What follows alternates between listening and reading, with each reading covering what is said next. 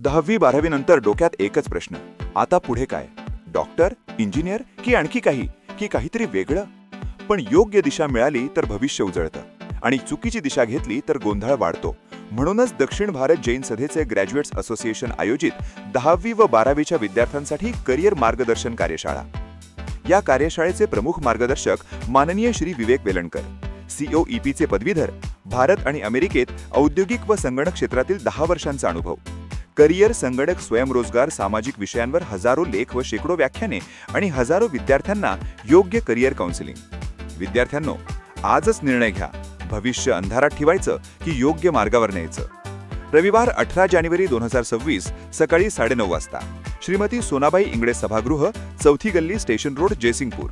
आणि दुपारी 3 वाजता लक्ष्मीबाई जी पाटील सभागृह, शेठ राध दावडा, दी जैन बोर्डिंग, महावीर नगर, सांगली.